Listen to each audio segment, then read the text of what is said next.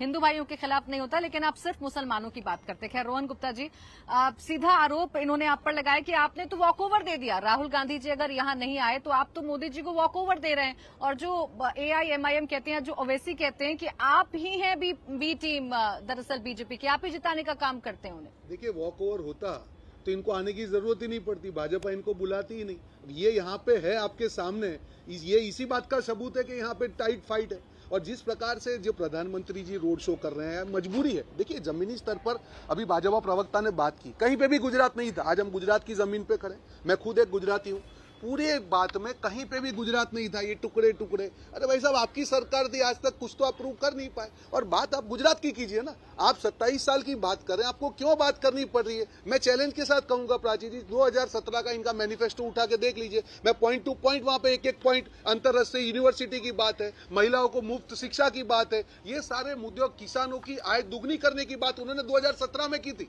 आज तक वो 5 साल पुराने जो वादे पूरे नहीं कर पाए हैं, वो आगे की बात क्या करेंगे? मुद्दा यहाँ पे है कि जिन्होंने काम किया हो उनको ध्यान भटकाने की जरूरत नहीं पड़ती, जिन्होंने काम नहीं किया हो उनको विपक्ष का नाम देना पड़ता है। राहुल जी कहाँ है? अरे राहुल जी का मतलब था 100 सुनार की 1 लोहार की, 4 यात्रा कर, 4 यहाँ पे रैली करके गए और एक मुद्दा सेट करके गए कि हमारे 8 वचन क्या है। 500 रुपए में गैस की बोतल, ये हमारे कॉन्क्रीट वादे, ओल्ड पेंशन स्कीम का अमल, 3000 सरकारी स्कूल, अंग्रेजी स्कूल, हॉस्पिटल में 10 लाख तक का फ्री मुफ्त इलाज। मुझे कॉन्क्रीटली बताइए कि गुजरात की जनता के बेनिफिट के लिए भाजपा ने एक भी भाषण, वो उनके प्रवक्ता हो या उनके नेता हो, वो तो बात कर ही नहीं रहे। बावजूद भी जनता के नजरों में अव्वल बने हुए हैं ना। 27 सालों से आपने लाख कोशिशें कर ली। ऐसा नहीं है कि पहला चुनाव है, आप हर चुनाव में कहते हैं कि बीजेपी का गुजरात मॉडल नाकाम है, पूरी तरीके से फेल है। उसके बाद भी जनता लगाती है ना उस पर मुहर। उसका मैं कारण कहता हूँ प्राची जी, देखिए कभी आप जितने भी चुनाव निकाल के देख लीजिए, 27 साल के चुनाव जब भी पास में आते हैं, तब आप देखेंगे कि ध्रुवीकरण की बात,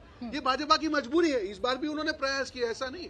इनके गृह मंत्री हो या प्रधानमंत्री हो या जितने भी इनके नेता है, हिंदू मुसलमान पाकिस्तान तो आ ही जाते हैं। इनके केंद्रीय मंत्री ने कहा कि पाकिस्तानी, अरे क्यों मजबूरी पड़ रही है? ये 3 मुद्दे हमेशा इन्होंने लास्ट चुनावों में भी आप देख लीजिए, इन्हीं तीनों मुद्दे के सहारे जब जीते हैं। बट इस बार जो भारत जोड़ो यात्रा का असर है, ये जो कहते थे भारत देश पूरा एक है, गुजरात भारत से अलग नहीं है, जो वाइब्रेशन भारत जोड़ो यात्रा से निकलते हैं, गुजरात में भी आ जाती है ना 2 दिन भारत जोड़ो यात्रा। आए हैं ना, कौन नहीं आया? राहुल जी आए हैं, वहाँ पे 4 सभा करके गए हैं। और मैं यही कह रहा हूँ कि भारत इतना जनसमर्थन यहाँ पर भी जुटा लेते, गुजरात में भी जुटा लेते ना रोहन जी। एक है, जो मैसेज है लाउड एंड मैसेज के विविधता में एकता, और पूरा देश एक रहेगा, नफरत की राजनीति में नहीं। लेकिन जहाँ पर चुनाव है, जहाँ पर मैच हो रहा है, वहीं पर भारत देश के बाद वहीं पर बैटिंग नहीं होगी रोहन गुप्ता जी, इसीलिए आप पर सवाल खड़े हो रहे हैं। भारत जोड़ो यात्रा जो है पूरे देश में जारी है। भारत जोड़ो यात्रा का जो सेकंड लेग है वो गुजरात में भी आएगा। जो मुद्दा है, जो उसके पीछे का सेंट्रल मैसेज है कि नफरत, ठीक है सर, लेकिन चुनाव यहाँ पर है ना, आप बदलाव की बात करते हैं, आप कहते हैं जनता त्रस्त है, तो आपको जनता अगर त्रस्त है तो यहाँ पर भी तो आपको मजबूती से लड़ना होगा ना। जो आपके सेनापति हैं, अगर वही नदारद रहेंगे तो आपके विपक्षियों को तो मौका मिलेगा ना चुटकी लेने का। पार्टी के प्रेसिडेंट है यहाँ पे, मैं अब के शर्मा जी से जवाब दे रही हूँ, बिल्कुल प्रचार कर रहे हैं। तो आपका अब ये कहना है कि के शर्मा जी, आपको ध्रुवीकरण की जरूरत क्यों पड़ जाती है? मैं बार बार आपसे ये सवाल पूछती हूँ। 27 साल एक बहुत लंबा वक्त है आपके पास यहाँ पर सरकार में। आप एक एक उपलब्धि गिनाइए, जनता के बीच में जाइए, बताइए कि आपने क्या किया है। हिंदू मुसलमान पाकिस्तान की एंट्री क्यों? प्राची जी सुन लीजिए, माननीय प्रधानमंत्री जी का 45 मिनट का भाषण है और उसके बीच में यहाँ की उपलब्धियों की जो है कम से कम 40 मिनट चर्चा है और लगातार करते हैं। और हमारे सारे नेता जो है उपलब्धियों की बात करते हैं, डेवलपमेंट की बात करते हैं। लेकिन अभी मैं सुन रहा था ये 8 वचन की बात कर रहे हैं। इनकी 8 वचन, ये राहुल गांधी के वचन, क्यों इनको अपनी चीजों को बदलना पड़ता है? मैं इसको आपको बताता हूँ। जिस राजस्थान में इन्होंने कहा था कि 7 दिन के अंदर यदि हम कर्ज माफी नहीं करेंगे तो मैं ऐसे गिर रहा हूँ, 1 2 3 4 5 6 7, यही राहुल गांधी बोल के गए थे। 7वें दिन मुख्यमंत्री बदल दूंगा। क्या कर्ज माफी वहां हो गई? क्या मुख्यमंत्री बदला इन्होंने? यही वहाँ कहते थे कि बेरोजगारी भत्ता देंगे। एक बार सुन, रोहन जी मैं बीच में नहीं बोला था, आप प्लीज नहीं। मैं इसलिए कह रहा हूँ, आपने वहाँ कहा था कि हम बेरोजगारी भत्ता देंगे। आज तक वहाँ के युवाओं को बेरोजगारी भत्ता मिला? इसके लिए ही, इसके बाद इस देश की जनता ने भी समझ लिया। आसाम में भी ये गए थे।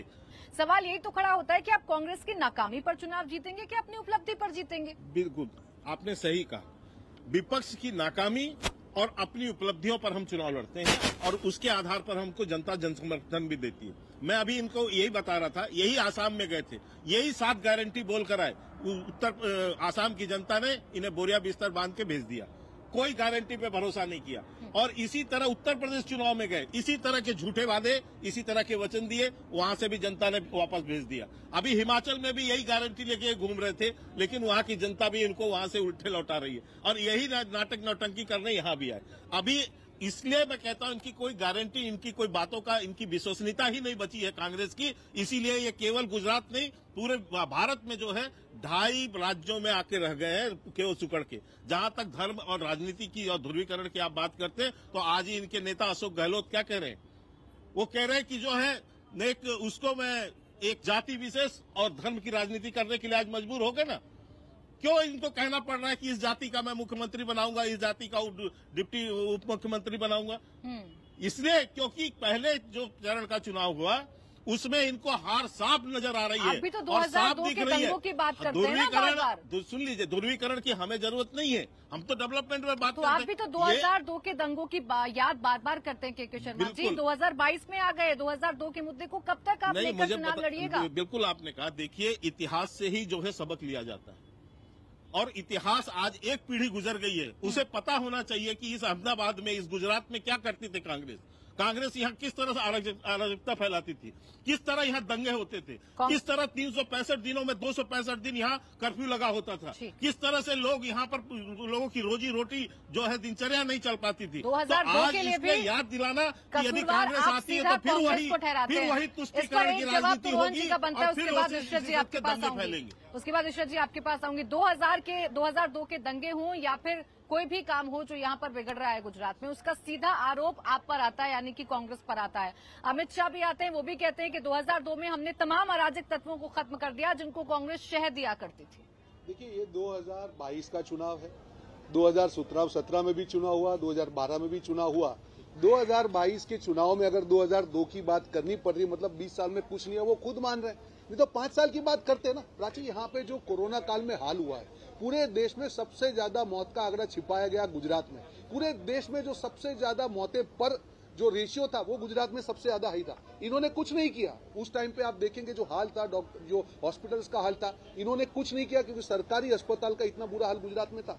कोई नया सरकारी अस्पताल यहाँ पे बना नहीं है। तो आज उनके पास बोलने के लिए कहाँ कुछ है। मैं वापस मेरी बात को दोहरा रहा हूँ कि अगर किसी पार्टी ने सुशासन दिया होता, अगर उनके मॉडल में दम होता, तो वो लोग व्हाइट पेपर लेके आते कि देखिए इतनी इतनी चीजें हमने 5 साल में, ये हमारा मैनिफेस्टो था और ये 5 साल में हमने इतनी इतनी उपलब्धि की थी, इसके नाम पे हमको वोट दीजिए। मैं इसीलिए कहूँ कि बार बार जो मजबूरी है हिंदू, मुस्लिम और पाकिस्तानी, इनकी मजबूरी है क्योंकि इसके बिना ये चुनाव नहीं जीत सकते हैं, क्योंकि धरातल पे कुछ नहीं किया। अगर धरातल पे किया होता, वापस मैं मोरबी पे आ रहा हूं, तो अगर मोरबी जैसे बड़े हत्याकांड में ये एक्शन नहीं लेते तो क्या किया इन्होंने धरातल पे? 75 लाख आज जहरीली शराब के मामले में इन्होंने एक कमीशन बनाया, कहा कि हम किसी को नहीं छेड़ेंगे। आज तक कोई एक्शन नहीं लिया गया। क्या किया इन्होंने धरातल पे? आज कल 500 करोड़ का ड्रग पकड़ा जाता है। 1 मिनट, 22 पेपर लीक, 500 ड्रग, भ्रष्टाचार की मैं बात करूं, महिला कुपोषण की बात करूं, सरकारी जो कर्ज है उसमें वृद्धि की मैं बात करूं, हर मुद्दे पे मैं 25 पैरामीटर आपको दे सकता हूं कि जहां पे आपको गुजरात ने कभी बख्शा ही नहीं। दूसरे 6 महीने पहले प्राची जी 18 अलग अलग लोग यहां पे आंदोलन में थे, आज भी आंदोलन खत्म नहीं हुए। आशा वर्कर की बात करें, जिन लोगों को इन्होंने परमानेंट कॉन्ट्रैक्ट सिस्टम में यहाँ पे जो शोषण हो रहा है, किसानों की जो डिमांड है वो पूरी नहीं हो रही है। इंडिया टीवी हर वक्त हर जगह डाउनलोड करने के लिए सर्च करें India TV news Google play store या ऐप स्टोर पर।